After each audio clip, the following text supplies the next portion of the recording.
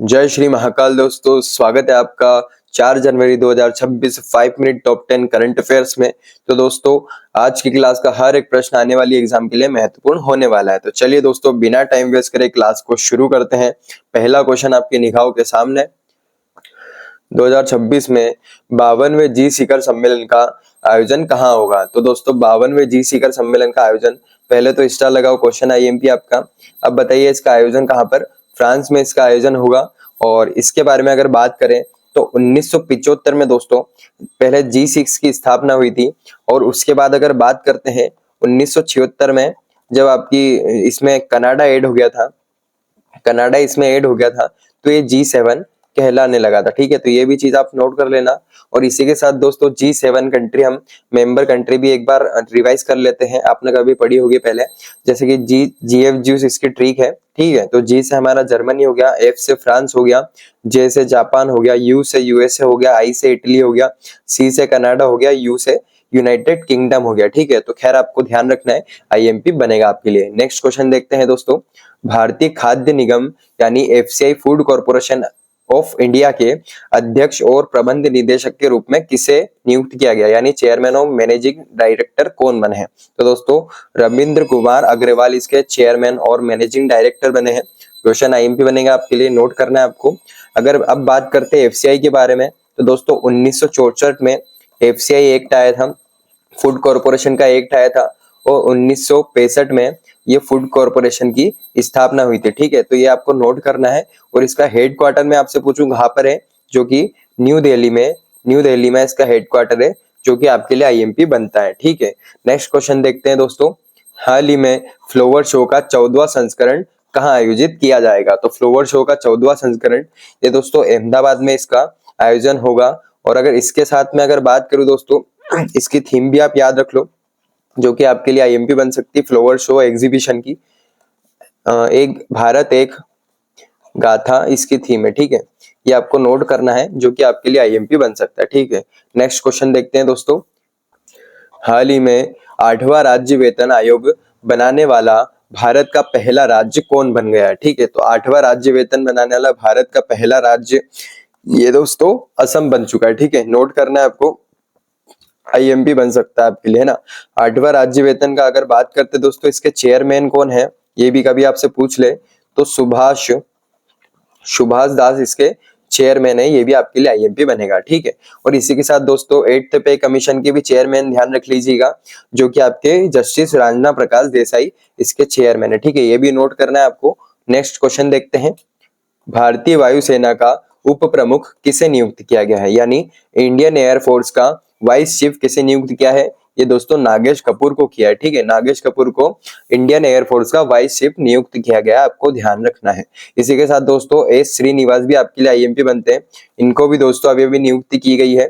Indian air force training command दोस्तों इनकी नियुक्ति की गई है इस पद पे, तो ये भी आपको ध्यान रखना है। क्या दोस्तों? इंडियन एयरफोर्स ट्रेनिंग कमांड के रूप में इनकी नियुक्ति की गई है। खैर, नेक्स्ट क्वेश्चन देखते हैं दोस्तों।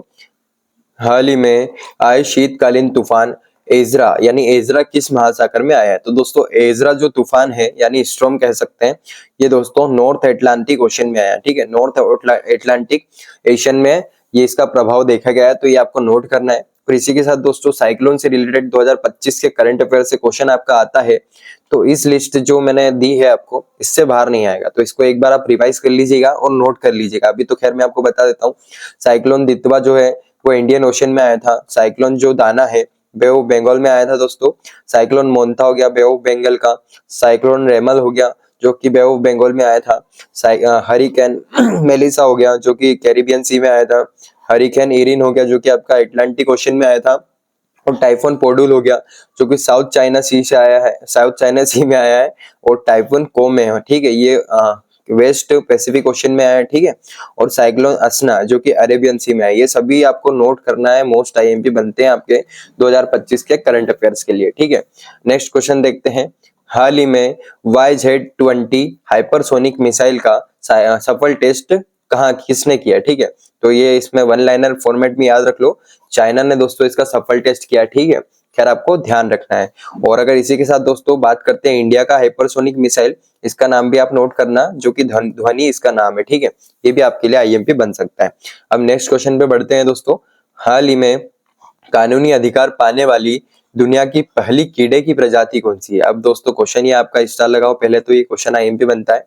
इसका आंसर क्या है? स्टिंगलेस बीज। अब क्यों है? अब स्टिंगलेस बीज यानी आपका ये है बिना डंक वाली मधुमक्खी। अब बिना डंक वाली मधुमक्खी कहाँ पाई गई है? पहले तो ये दोस्तों पेरू देश में पाई गई है। पेरू देश में अमेज़न फॉरेस्ट में पाई गई है, ठीक है। और इनको दोस्तों लीगल राइट क्यों दिया गया है? क्योंकि वहां पर इनका लोग फायदा उठा रहे हैं और इनका घर तोड़ देते हैं अपने फायदे के लिए, आपको पता ही है, शहद के लिए। और इसके साथ साथ इनका बहुत नुकसान हो रहा है, इसलिए इनको लीगल राइट प्रोवाइड किया गया है ताकि इनको संरक्षण प्रदान किया जाए, है ना, ठीक है। तो ये आपको नोट करना है। खैर आपसे इतनी डिटेल नहीं पूछेंगे कहाँ पे हुआ, कहाँ पे है, पेरू देश में, और किसको दिया है? स्टिंगलेस बीज को। खैर नेक्स्ट क्वेश्चन देखते हैं आपका दोस्तों।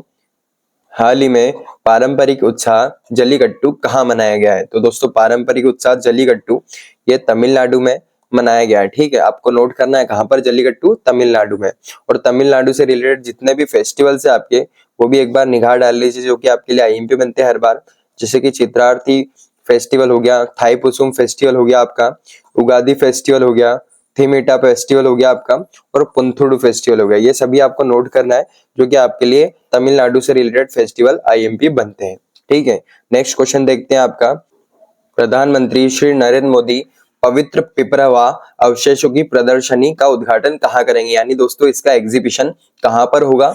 तो इसका एग्जीबिशन दोस्तों न्यू दिल्ली में होने वाला है, ठीक है। पिपरवा अवशेषों का एग्जीबिशन न्यू दिल्ली में होने वाला है, जो कि आपको नोट करना है, आईएमपी बन सकता है। अब पिपरवा अवशेष दोस्तों, इसका संबंध बौद्ध धर्म से है, ठीक है, बौद्ध धर्म से इसका संबंध है। और एक क्वेश्चन और बन सकता है, पिपरवा अवशेषों की जो एग्जीबिशन रखी गई है, इसका टाइटल क्या है? तो टाइटल दोस्तों the light and the lotus इसका टाइटल है, आपको नोट करना है। ये भी आपके लिए आईएमपी बनता है। अब नेक्स्ट क्वेश्चन एक वन लाइनर फॉर्मेट में याद रख लो, ठीक है। भारतीय महिला जो हॉकी टीम का कोच बना है अभी, उसको वो दोस्तों शॉर्ड मोरिंजे बने हैं, ठीक है। तो ये आपको नोट करना है, सिर्फ वन लाइनर फॉर्मेट में याद कर लो, ठीक है। और कल या परसों की क्लास में शायद मैंने अटल स्मृति ट्रस्ट के जो चेयरमैन है, वो मैंने ऑप्शन में गलत टिक करवा दिया था। मुझे कमेंट आया था एक स्टूडेंट का, तो उसने मुझे बताया, तो खैर मुझसे गलती हुई है ये, तो खैर मुझे माफ करना आप। और इसके जो चेयरमैन है वो वेंकैया नायडू जी बने, ठीक है। वेंकैया नायडू इसके चेयरमैन है, जो कि इसका राइट आंसर है ना। याद रखना इस क्वेश्चन को। और अभी तो इस क्लास को यहीं ओवर करते हैं। तो दोस्तों कल तक के लिए बाय बाय। मैं मिलूंगा आपको कल 5 मिनट टॉप 10 करंट अफेयर्स के साथ। तब तक के लिए राधे राधे, जय श्री महाकाल।